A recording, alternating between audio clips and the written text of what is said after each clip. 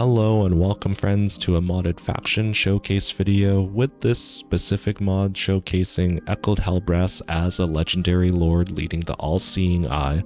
Now before we get into the faction showcase, I do want to apologize if I sound a little bit tired and quiet, and also for any viewers returning from my Let's Play videos, this one is going to be heavily edited, so there's going to be cuts here and there, so it may be jarring. Please also, regardless if you're a new or returning viewer, let me know some things that I could improve on, whether it's my commentary in general or if you want me to go more in depth on a specific mechanic. At the time of recording this, I came back from a pretty intense hockey game, and also it is pretty late at night, so I'm just trying to keep my voice down for my neighbors. But that aside, let's get into the faction showcase. So one thing I really want to point out and be grateful to the mod author for is that a lot of this is very lore friendly and very much a reference to Aekwold himself, like the unit cap +3 for the Severed Claw aspiring champions, and the fact that they get the bound spell Pink Fire of Tzeentch for themselves too. It really just showcases that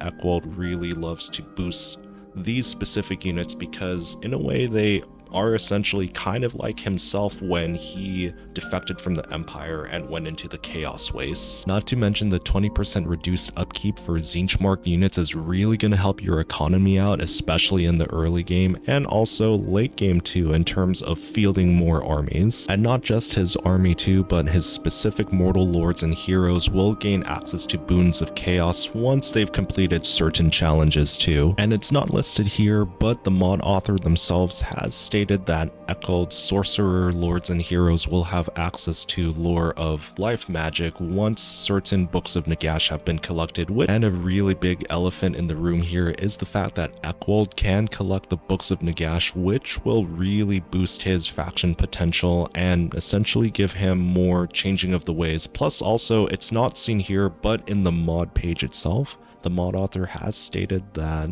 his sorcerer lords and heroes will have access to lore of life, adding to a lot of replenishment potential for his specific faction. I do want to take a closer in-depth look on the campaign map, but you do start off in the northeastern Chaos Waste, so there is a lot of potential enemies you could encounter in the area. You got Daniel and Malice Darkblade.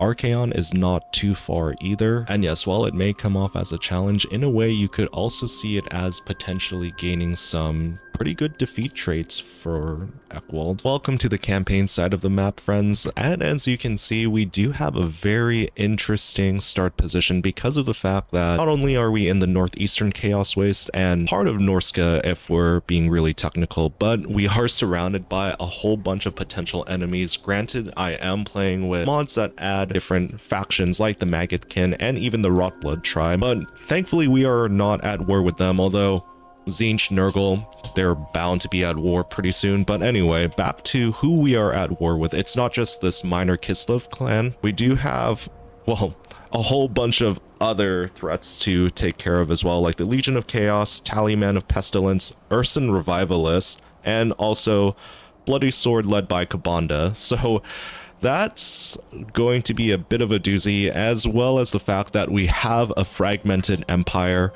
but that doesn't mean this campaign is totally impossible. As a side note, I wanted to turn off the toggle fog of war option. The last time I tried doing it with the recording, it did crash my game, but we also know that around this area here is where Archaon will set up his base at the Writhing Fortress. Tamarkon is also not too far away either, so those two might come barreling down towards here as well. Now, in terms of addressing the challenging start position, you could attempt to duke it out, sell off some territory to neutral factions if you really wanted. I am using a trade settlement mod that allows me to trade it with any faction, and you don't have to actually be next door neighbors with them, if that makes sense.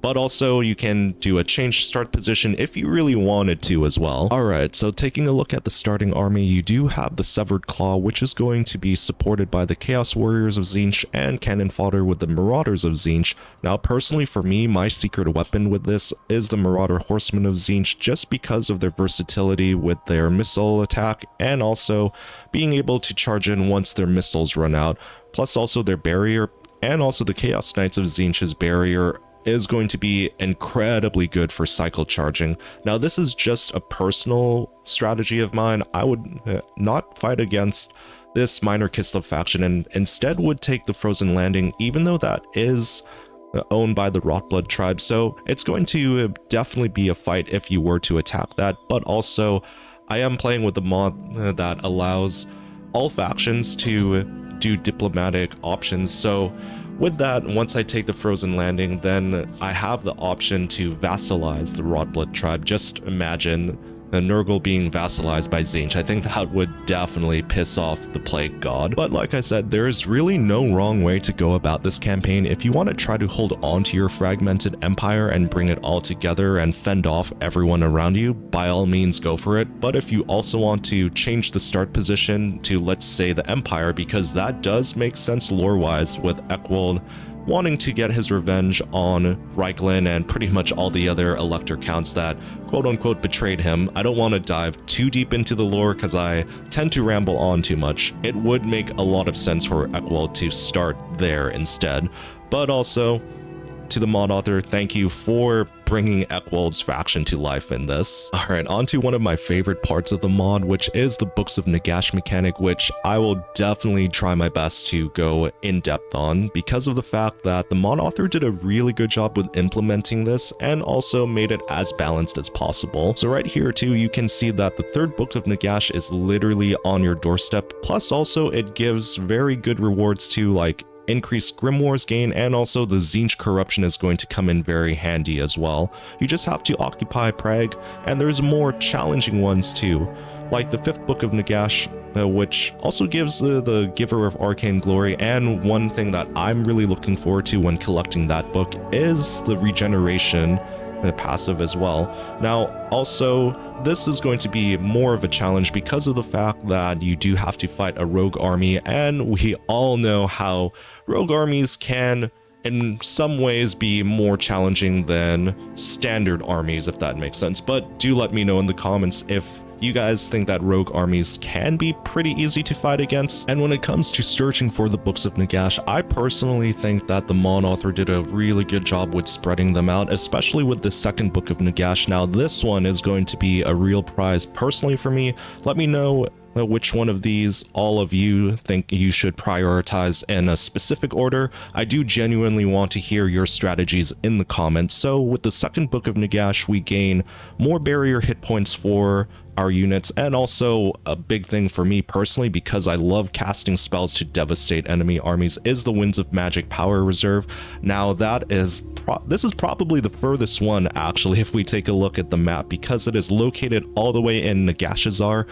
But also, because of the high rewards there, it's going to be worth it, in my opinion, to go down south and essentially make a Tzeentch crusade, if that makes sense, to get this second book. And something that I really want to point out here is a separate bar that shows the number of books in your possession. So the more books that you seize for yourself, then the more rewards and specifically changing of the ways and mechanics that you earn as well. Now, something that I personally want to thank the mod author for and also gush over is the fact that once you've seized 5 Books of Nagash, then you have the ability to recruit a sorcerer with the lore of life magic. Now, it may seem confusing at first that Tzeentch, or this specific Tzeentch faction, would have access to lore of life, but lore-wise, it is very much up Aekwold's alley, because he does have an ability, if I remember right, that's called the Breath of Life, if I remember correctly. So essentially, he's able to heal people, things, even plants around him in a very mutated Tzeentch sort of fashion. But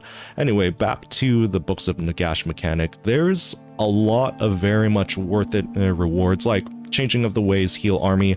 Again, that's also something I want to gush over, because previously it was seen as Tzeentch not having ways of replenishment after their battle. Granted that they do have barrier to tank in that incoming damage, but post-battle, in terms of healing their actual health of their units, they didn't really have much variety or strategy. And again, the rewards that the mod author put in this makes it feel actually genuinely rewarding. And also, I don't want to compare it to a fetch quest, but this is very much leagues ahead of like any sort of fetch quest. And also, it makes it so that rewards you receive will benefit you and your empire in the long run. Now, last but definitely not least, something I also really want to take a look at, well, also, you do start with a sorcerer of Tzeentch with the Lore of Life with your starting army as well. But anyway, the main thing that I want to showcase here is the Boons of Chaos, which your mortal lords and heroes have access to. So essentially, with these Boons of Chaos available to you, you do have the opportunity to have different types of lores of magic and abilities to augment your heroes and lords. And to summarize and wrap up what I personally think of the mod is it adds a whole bunch of variety and